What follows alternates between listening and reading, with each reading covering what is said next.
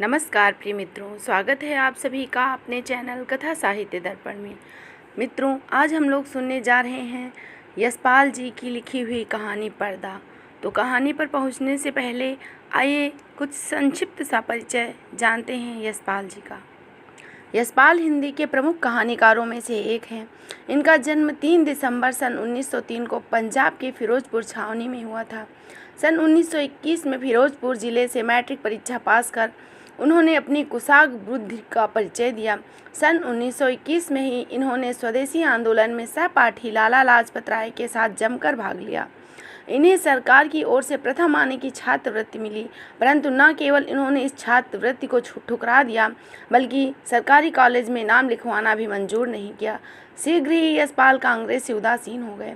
इन्होंने लाला लाजपत राय के साथ स्थापित लाहौर के नेशनल कॉलेज में दाखिला लिया। यहाँ से प्रसिद्ध क्रांतिकारी भगत सिंह, सुखदेव तथा राजगुरु के संपर्क में आए। कॉलेज के विद्यार्थी जीवन से ही ये क्रांतिकारी बन गए। भगत सिंह द्वारा सर्जेंट को गोली मारना, दिल्ली असेंबली में बम फेंकना तथा लाहौर बम फैक्ट्री में पकड़े जाना आदि इन सभी षड्यंत्रों में ये भी शामिल रहे। बाद में साम्राज्यवादी स्वतंत्र सेना के साथ चंद्रशेखर आज़ाद के इलाहाबाद में अंग्रेजों की गोली का शिकार हो जाने पर यह सेना की कमांडर नियुक्त हुए। 23 फरवरी 1932 को अंग्रेजों से लड़ते हुए यह गिरफ्तार हो गए। इन्होंने 14 वर्ष की जेल काटी। जेल में ही इन्होंने विश्व की अनेक भाषाओं जैसे फ्रेंच, इटालियन, बंगला आदि का अध्ययन किया। जेल में ही इन्होंने अपनी प्रारंभिक कहानियाँ लिखी। सन 1936 में जेल में ही इनका विवाह प्रकाशवती कपूर से हुआ। इस तरह वे भी क्रांतिकारी दल की सदस्य थी। उनका झुकाव मार्क्सवादी चिंतन की ओर अधिक था। उनकी कहानी मक्रील के द्वारा उन्हें बहुत यश मिला। उनकी यह कहानी भ्रमर नामक पत्रिका में प्रकाशित हुई थी। उन्होंने हिंदी साहित्य की सेवा साहित्यकार तथा प्रकाशक दोनों रूपों में की।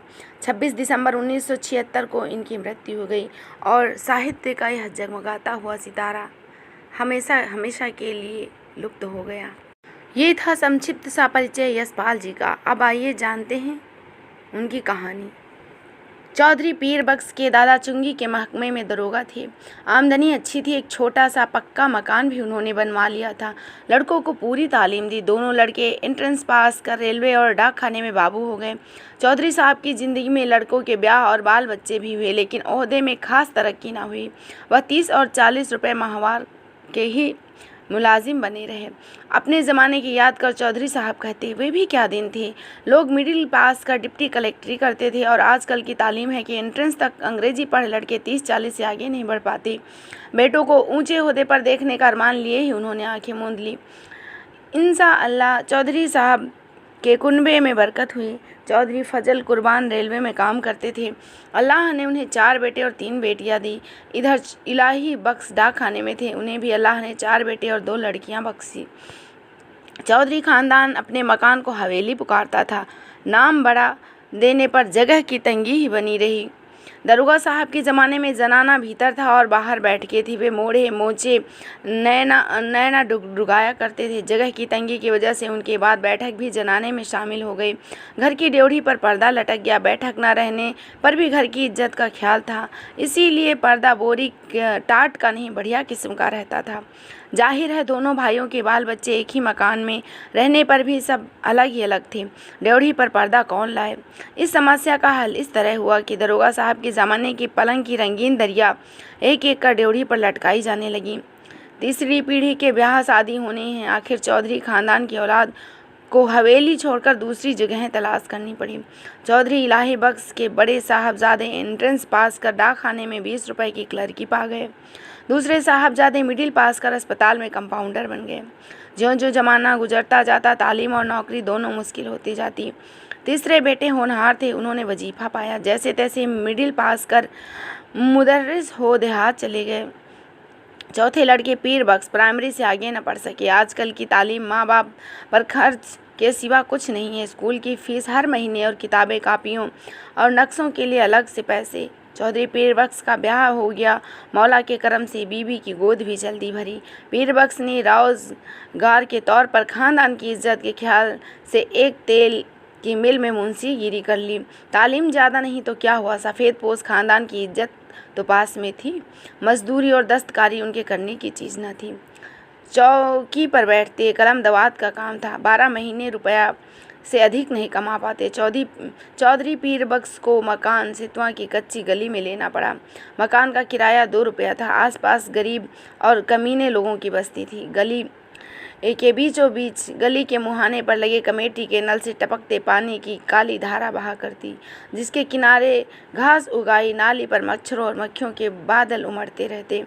सामने रमजानी धोबी की भट्टी थी, जिसमें धुएं और सज्जी मिले उबलते कपड़ों की गंध उड़ती रहती। दाईं ओर बीकानेरी मोचियों के घर थे, बाईं ओर वर्कशॉप में काम करने वाले कुली रहते। इस सारी बस्ती में चौधरी ही पढ़े लिखे सफ़ेद पोश थे। सिर्फ उनके ही घर की ड्योढ़ी पर पर्दा था। सब लोग उन्हें चौधरी जी, मुंशी जी कहकर सलाम करते थे। उनके घर की औरतें कभी किसी गली में नहीं निकलती। लड़कियां 4-5 बरस तक ही बाहर निकलती, उसके बाद कोई उनको नहीं देख पाता। चौधरी की तनख्वाह 15 बरस में 12 से 18 हो गई। खुदा की बरकत होती है तो रुपए पैसे की शक्ल में नहीं, आलो औलाद की शक्ल में। 15 बरस में 5 बच्चे हुए, पहले 3 लड़कियां और बाद के 2 लड़के। चौधरी लड़की होने को तो पीर बख्श की वालदा मदद के लिए आई। वालिदा का इंतकाल हो चुका था। दूसरा कोई भाई वालदा की फिक्र करने को नहीं था। वे छोटे लड़के के यहाँ ही रहने लगी। जहाँ बाल बच्चे और घर बार होता है, 100 किस्म की झंझटें होती हैं। कभी बच्चों को तकलीफ़ तो कभी जच्चा को। ऐसे वक्त में कर्ज की ज़रूरत है। घर बार हो तो कर्ज भी हो। मिल का मालिक का कायदा पक्का था। हर महीने की 7 तारीख को गिनकर तनख्वाह मिलती थी। पेशगी से मालिक को चिढ़े, कभी बहुत ज़रूरत पर ही मेहरबानी करते थे। ज़रूरत पड़ने पर चौधरी घर की कोई छोटी मोटी चीज़ गिरवी रखाते और उधार ले आते। ब्याज मिलाकर 16 आने हो जाते और चीज़ घर में लौट कर कभी नहीं आती। मोहल्ले में चौधरी पीर बख्श की इज्जत थी। इज्जत का आधार था घर के दरवाजे पर लटकता पर्दा। भीतर जो हो पर्दा सलामत रहता है। कभी बच्चों की खींच-खाच में या बेदर्द हवा के झोंकों से उसमें छेद हो जाए तो पर्दे की आड़ से सुई धागा ले उसकी मरम्मत हो जाती थी। दिन का खेल, मकान की ड्योढ़ियों के किवाड़े गलते गलते बिल्कुल गल गए। कई दफ़े कसे जाने से पेच टूट गया और सुराग ढीले हो गए। मकान मालिक सुरजू पांडे को उनकी फिक्र न थी। चौधरी कभी जाकर कहते सुनते तो उत्तर मिलता, कौन बड़ी रकम थमा देते हो, 2 रुपल्ली किराया, वह भी 6-6 महीने का बकाया। जानते हो लकड़ी का क्या भाव है? ना हो तो मकान छोड़ दो। आखिर किवाड़ गिर गए। चौधरी उन्हें जैसे तैसे चौखट से टिकाट देते। रात भर दहशत रहती कि कहीं कोई चोर ना आ जाए।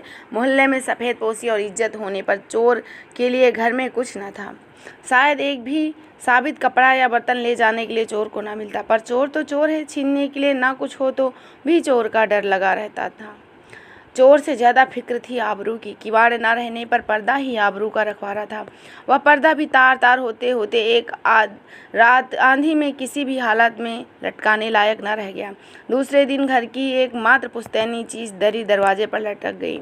मोहल्ले वालों ने देखा चौधरी को सलाह दी, अरे चौधरी, इस ज़माने में दरी क्यों खराब कर रहोगे? बाजार से लाकर टाट का टुकड़ा लटका दो। पीर बख्श टाट की कीमत भी आते जाते कई दफ़े पूछ चुके थे। 2 गज टाट आने भर से कम नहीं मिलता था। हंसकर बोले, होने दो, क्या है, हमारे यहाँ पक्की हवेली में भी ड्योढ़ी पर दरी का ही पर्दा रहता था।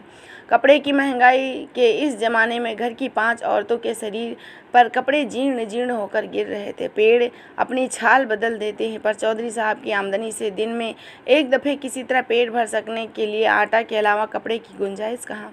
खुद उन्हें नौकरी पर जाना होता। पायजामे में जब पैबंद संभालने की ताब न रही, मार्किन का एक कुर्ता पैजामा ज़रूरी हो गया। पर वे लाचार थे। गिरवी रखने के लिए जब घर में कुछ भी ना हो, गरीब का एकमात्र सहायक है पंजाबी खान। रहने भर की जगह देखकर वह रुपया दे देता है। 10 महीने पहले गोद के लड़के बरकत के जन्म के समय पीर बख्श को रुपए की ज़रूरत आ पड़ी और कहीं ना मिला तो उन्होंने पंजाबी खान बाबर अली खां से 4 रुपए उधार लिए। बाबर अली खां का रोज़गार सितवा के उस कच्चे मोहल्ले में अच्छा खासा चलता था। बीकानेरी, मोची, वर्कशॉप के मजदूर और कभी कभी रमजानी धोबी सभी बब्बर मियाँ से कर्ज लेते रहते। कई दफ़े चौधरी पीर बख्श ने बाबर अली को कर्ज और सूद की किस्त न मिलने पर अपने हाथ के डंडे से रेहड़ी का दरवाज़ा पीटते देखा था। उन्होंने साहूकार और रेहड़ी के बीच बचौल भी करने में कई बार अपनी कीमत अदा की। वे खान को शैतान समझते थे, लेकिन लाचार हो जाने पर उसी से कर्ज की शरण लेनी पड़ी। 4 आना रुपया महीने में 4 रुपया कर्ज लिया। शरीफ खानदानी मुसलमान भाई का ख्याल कर बाबर अली ने 1 रुपया माहवार की किस्त मान ली। 8 महीने में कर्जा अदा होना तय हुआ। खान की किस्त ना दे सकने की हालत में अपने घर के दरवाजे पर फजीहत हो जाने की बात का ख्याल चौधरी के रोए खड़े कर देता। 7 महीने फाका करने पर भी वे किसी तरह किस्त देते चले गए, लेकिन जब सावन में बरसात पिछड़ गई और बाजरा भी रुपए का 3 सेर मिलने लगा, किस्त देना संभव न रहा। खान शाम तारीख को ही आया। चौधरी पीरबख्श ने खान की दाढ़ी छुई और अल्लाह की कसम खाकर 1 महीने की मुआफ़ी चाहिए और खान चला गया। भादों में हालात और भी परेशानी के हो गए। बच्चों की माँ की तबीयत रोज़ रोज़ गिरती जा रही थी। खाया पिया उसके पेट में न ठहरता। पत्ते के लिए उसे गेहूं की रोटी देनी ज़रूरी हो गई। गेहूं मुश्किल से रुपए का सिर्फ 2.5 सेर मिलता है। बीमार का जी ठहरा। कभी प्याज के टुकड़े या धनिया की खुशबू के लिए ही मचल जाता। कभी पैसे की सौंफ, अजवाइन, काले नमक की ज़रूरत हो तो पैसे की कोई चीज़ मिलती ही नहीं। बाजार में तांबे का नाम ही नहीं रह गया। नाहक की कन्नी निकल जाती। चौधरी को 2 रुपये महंगाई भत्ते के मिले, पर पेशगी लेते लेते तनख्वाह के दिन केवल 4 ही रुपये हिसाब में निकले। पिछले हफ्ते से लगभग सभी फाके पर थे। चौधरी कभी गली से 2 पैसे की चौराई खरीद लाते, कभी बाजार से उबाल कर बाजरा पीकर सभी लोग पेट भर लेते थे। मिल से घर लौटते समय वे मंडी की ओर टहल गए। 2 घंटे बाद जब समझा खान टल गया होगा और अनाज की गठरी ले वे घर पहुँचे। खान के भय से दिल डूब रहा था, लेकिन दूसरी ओर 4 भूखे बच्चे और उनकी माँ, दूध ना उतर सकने के कारण सूखकर काटा हो रहे गोद के बच्चे और चलने फिरने से लाचार अपनी ज़ईफ़ माँ की भूख से बिलबिलाती सूरतें आँख के सामने नाच जाती तो धड़कते हुए हृदय से वे कहते, मौला सब देखता है, खैर करेगा। 7 तारीख की शाम को असफल हो खान 8 की सुबह तड़के चौधरी के मिल जाने से पहले ही डंडा हाथ में लिए दरवाजे पर पहुंचा। रात भर सोच सोच कर चौधरी ने खान के लिए बयान तैयार कर लिया था। मिल के मालिक लाला जी 4 रुपये के लिए बाहर चले गए हैं। उनके दस्तखत के बिना पैसे नहीं मिलते। तनख्वाह मिलते ही वह पैसे दे देगा। खान बहुत गुर्राया और बोला, हम वतन छोड़ के परदेश में पड़ा है। ये रुपया छोड़ देने के वास्ते हम यहाँ नहीं आया है, हमारा भी बाल बच्चा है। पर खान चला गया। 5वें दिन रुपया कहाँ से आता? तनख्वाह मिले भी हफ्ता भर भी नहीं हुआ। मालिक ने पेशगी देने से इनकार कर दिया। 6ठे दिन इतवार था। किस्मत से मिल में छुट्टी रहने पर भी चौधरी खान के डर से सुबह ही बाहर निकल गए। जान पहचान के कई आदमियों के यहाँ गए, इधर उधर बातचीत की। वे कहते, अरे भाई हो, 20 आने पैसे तो 1-2 रोज़ के लिए देना, ऐसे ही ज़रूरत आ पड़ी है। उत्तर मिला, मियाँ पैसे कहाँ, इस ज़माने में पैसे का मोल कौड़ी नहीं रह गया। हाथ में आने से पहले ही उधार में उठ गया। तमाम दोपहर हो गई। खान आया भी होगा तो इस वक्त तक नहीं बैठा रहेगा, चौधरी ने सोचा और घर की तरफ चल दिए। घर पहुंचने पर सुना खान आया था और घंटे भर तक ड्योढ़ी पर लटके दरी के पर्दे को डंडे से ठेल कर गालियां देता रहा। पर्दे की आड़ में बड़ी बीबी के बार बार खुदा की कसम खाकर यकीन दिलाने पर भी चौधरी कि बाहर गए हैं, रुपया लेने गए हैं। खान गाली देकर कहता, नहीं, बज्जात चोर की तरह भीतर छुपा बैठा है, 4 घंटे में फिर आता है, रुपया लेकर जाएगा, रुपया नहीं देगा तो उसका खाल उतरवा कर बाजार में बेच देगा। हरामी कहीं का। 4 घंटे से पहले ही खान की पुकार सुनाई दी। चौधरी पीरबख्श के शरीर में बिजली सी दौड़ गई और बिल्कुल निस्तब्ध हो गए। हाथ पैर सुन्न और गला सूख गया। गाली दे पर्दे को ठेल खान के दोबारा पुकारने पर चौधरी का शरीर निर्जीव प्राय होने पर भी निश्चेत न रह सका। वे उठ बाहर आ गए। खान आग बबूला हो रहा था। पैसे नहीं देने के वास्ते छिपता है। एक से एक बढ़ती हुई गालियों के साथ खान के मुंह से पीरबख्श के पुरखों के पीरों के नाम निकल रहे थे। इस भयंकर आघात से पीरबख्श का खानदानी रक्त भड़क उठने के बजाय और भी निर्जीव हो गया। खान के घुटने छूकर अपनी मुसीबत बताकर वे माफ़ी के लिए खुशामद करने लगे। खान की तेज़ी बढ़ती गई। उसके ऊंचे स्वर से पड़ोस के मोची और चौधरी दरवाजे पर इकट्ठा हो गए। खान क्रोध में डंडा फटकार कर कह रहा था, पैसा नहीं देना था तो क्यों लिया? तनख्वाह किधर जाता है तुम्हारा? हरामी हमारा पैसा मारेगा, हम तुम्हारा खाल खींच लेगा। पैसा नहीं है तो घर में पर्दा क्यों लटका के रखा है? बना शरीफ ज़्यादा घूमता है। हम तुमको बीबी का गहना दो, बर्तन दो, हमें कुछ भी दो, पर हम ऐसे नहीं जाएगा। बिल्कुल बेबस और लाचारी में दोनों हाथ उठा खुदा से खान के लिए दुआ मांग पीर बख्श ने कसम खाई। एक पैसा नहीं है घर में, बर्तन नहीं है, कपड़ा भी नहीं है, चाहे बेशक खान उसकी खाल उतार ले और बेच ले। खान और भी आग बबूला हो गया, हम तुम्हारा खाल का क्या करेगा, तुम्हारा खाल तो जूता भी नहीं बन पाता है, तुम्हारे खाल से तो यह टाट ही अच्छा है। और खान ने ड्योढ़ी पर लटकी दरी का पर्दा झटक लिया। ड्योढ़ी से पर्दा हटने के साथ ही जैसे चौधरी के जीवन की डोर टूट गई, वह डगमगा कर जमीन पर गिर पड़े।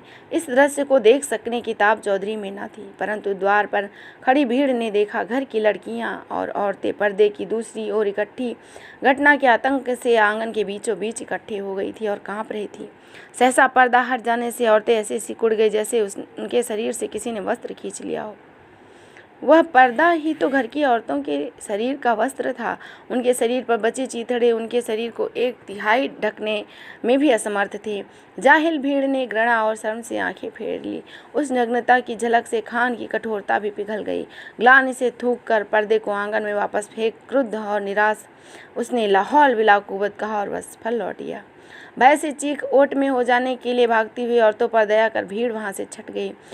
चौधरी बेसुध पड़े थे। उन्हें जब होश आया तो ड्योढ़ी पर का पर्दा आंगन में पड़ा था, परंतु उसे उठाकर फिर से लटका देने का सामर्थ्य उनमें नहीं बचा। पर्दा जिस भावना का अवलंब था वह तो मर चुकी थी। तो इस तरह आपने सुना यशपाल जी द्वारा लिखा हुआ एक अत्यंत मार्मिक कहानी पर्दा। उम्मीद है आपको यह कहानी पसंद आई होगी। तो फिर मिलेंगे एक नई कहानी के साथ, तब तक के लिए धन्यवाद।